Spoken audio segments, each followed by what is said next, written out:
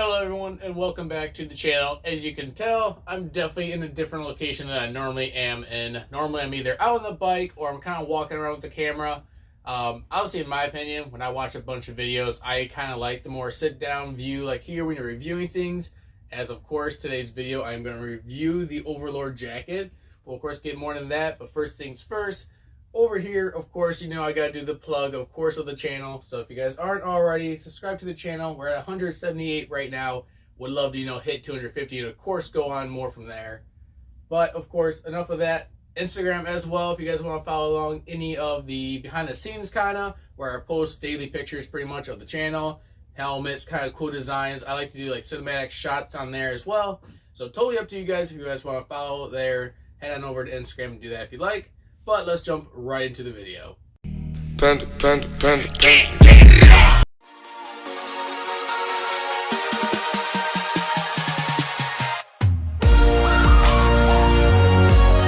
Alright guys, let's just get right into the video because I like, just going the entire time about the review. So right here, this is going to be the Icon Overlord SB2 CE jacket. Most of the time you just hear SB2 jacket, and that's pretty much what it is. Nice thing about this jacket, of course, we can start touching on is first off just the looks. Personally, myself, of course, I do have the red helmet now. Yes, got the blue bike, but I'm kind of pulling, like I said before, the Yummy R6 with the blue bike, but still the Chase on two wheels with the red and white and black look. Personally, I like the red and white and black a little bit more personally. But first things first, kind of dive right into it. This jacket here is $200. And you're getting a bunch of features for $200. First thing I always like to go off on is it's pretty much a 3 type riding, so you still get that spring, summer, fall, but I would say pretty much under about 50 degrees outside. I personally throw on like a spring jacket, kind of like one of those North Face you just throw on underneath.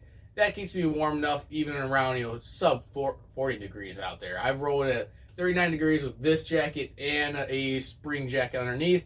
Rode perfectly fine. The main reason why is because if I unzip this guy open, it does have a thermal vest built in. So when it's just a little bit chilly during those spring rides, you're still okay. It's not a full sleeve vest though, so that's the only problem I kind of run into is my arms kind of get cold. But the nice thing on here, you do actually control how much air it does get in. So for example, right here, you do have a nice sleeve where it does zip down. At first, I thought it was kind of stupid, having 2 zippers, but until I actually understood, if you want, there's still the tightness around your sleeve or your wrist area so it doesn't roll up on you.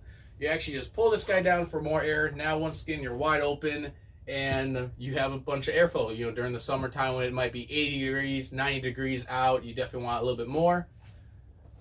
Going on from that, I'm actually going to jump up real quick, throw that on, so the magic, of editing. Alright guys, now I have the jacket on. For me, I'm a size medium. This jacket came in, of course, a size medium. And actually it did come a little bit loose because you do have these adjustments on the side here with this clip. You got 3 different locations here. On this side, once again, 3 locations there. Personally, I kind of keep them at the 2 myself. That gives me a nice, almost a race fit. If I really want a true race fit, I'll go to 3 and it's not moving on me at all. Once again, of course, the nice thing on this jacket, you do have D30 armor built in. So you have it, of course, in the elbows, shoulder pad, and also the back pad. I'm going to pull one out real quickly and kind of show you what it looks like. Alright, as we can tell here, this is actually what the pad is. As you can tell, I can flex it super easy. I can move it any way I want. So it's very nice and mobile with you. So it's not that hard piece of plastic that just ain't going to move. It will actually flex with you. But of course, upon impact, though, it does become solid. So you can, move around. But of course, anything from a simple rock kind of bumping up and getting you to, of course, sadly, that bump you're going to take maybe on the track or the occasional, slide because we're being too cool in the corners. This will help you, of course. It is level 1, so you can technically take this to the track as well. Personally, I wouldn't, though, and the only reason why is because I would rather, of course, have leather, just because of this being just textile. Textile is definitely great for, your street riding. I will always wear textile out there, personally.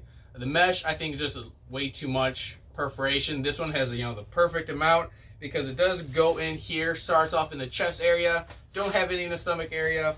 And then pretty much in the shoulders, you're pretty much good too until you kind of run into here. Pretty much from the elbow down to your wrist, That's where you're gonna get a nice perforation, and of course the big vent here as well. Once again, customizable. Either turn it off completely, open it up, but still have the tightness around the wrist. Totally up to you, however you want to ride. Once again, for only $200, you do get a bunch of features. Like I said, the D3O armor. Heck, just this alone normally runs, you know, $60. You know, $400, $500 jackets, Alpine Stars, that don't even give you one of these. Or if they do, they give you that little dinky foam, you know, you get with shipping. So for what you're getting in this jacket, I personally think it's the best bang for its buck for all your, you know, budget-friendly riders. Like, for example, me, I just bought an R6 this year.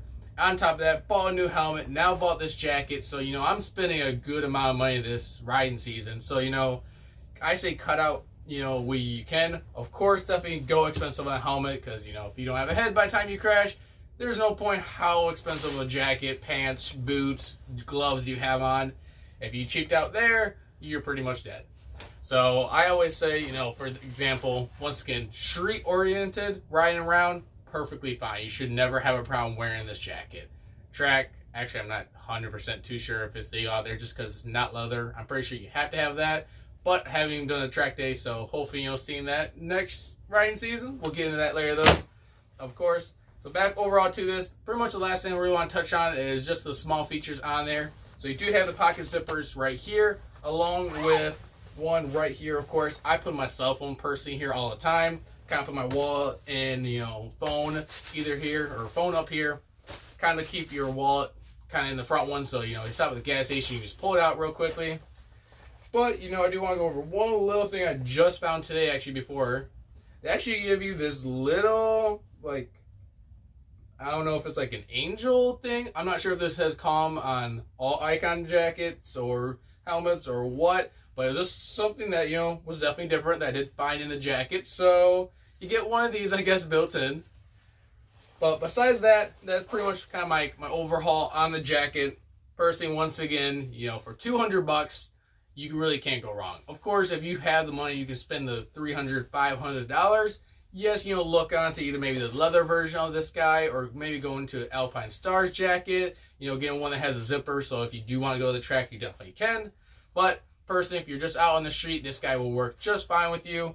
Of course, you know, just pay attention to your helmet, gloves. You know, you can spend anywhere from about $50 to $100 and be okay for out there on the road as well. But yeah, guys, hopefully you guys like the review. This is kind of going to be something I'm going to start doing a little bit more often. Kind of just veer off from just moto vlogs, just, you know, the same basic stuff where I ride the bike. Yes, I want to show off that new bike, and I will continue to do so.